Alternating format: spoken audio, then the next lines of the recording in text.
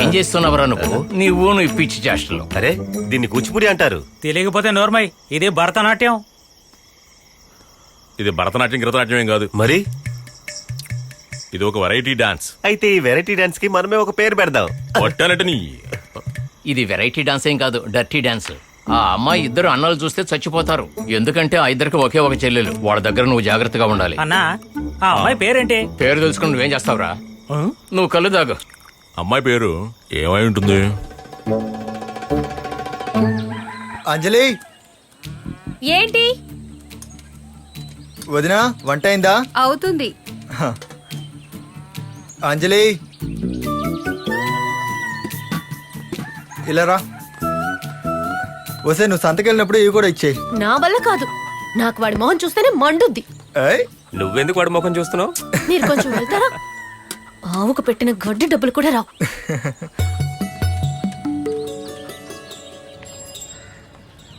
త్వరగా త్వరగా జాగ్రత్త పెట్టు.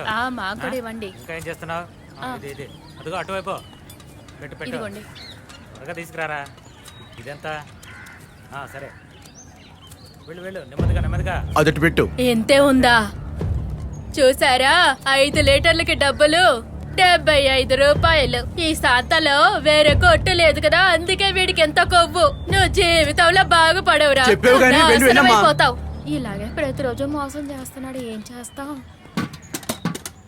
ఈ రోజు లీటర్ 1 రూపాయి తగ్గింది. మీరు ఇలా డబ్బు తగ్గిస్తూ పోతే మేమేం చేయగలం? అయితే నీవేదైనా తాగే, నీ శరీరం షైనింగ్ వస్తుంది. చూడు, అనవసరంగా మాట్లాడుకో. ఓ వచ్చేసిందిరా సీతమ్మ. చెప్తే ఏం చేస్తావే? ఏం చేస్తావే? వీటిని మీ తల మీద పోస్తాను. అయితే పొయ్యవే.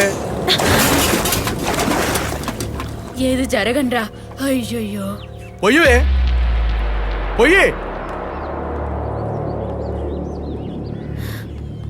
రోజంతా కష్టపడి ఆవులకి గడ్డేసి ఈ పాలను తీసుకొస్తే డబ్బు ఇవ్వటం లేదు. పైగా వీళ్ళతో అడ్డమైన మాటలు పడాలి. మీరు ప్రజల కష్టాన్ని తీర్చే లీడర్లు అని చెప్పుకుంటారు కదా. మాలాంటి పేదవాళ్ళు ఇక్కడ ఎలా బతుకుతున్నావు మీకేమైనా తెలుసా? పెద్ద లీడర్ అంట.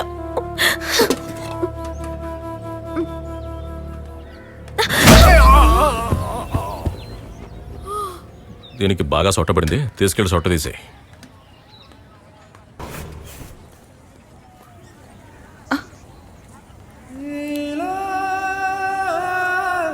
లేదు, ఇక్కడ చూడండి.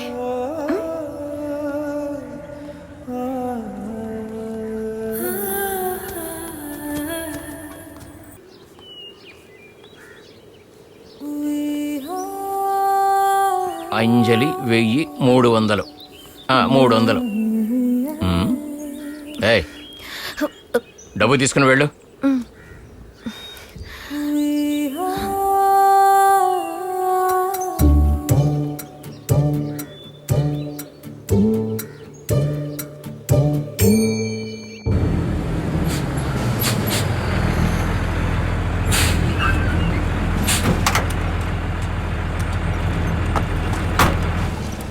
అరే ఏంటిది?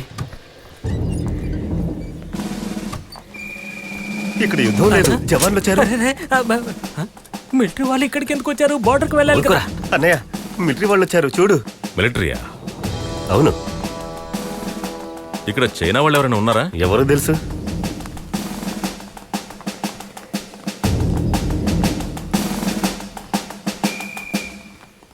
అలెక్స్, నేనే.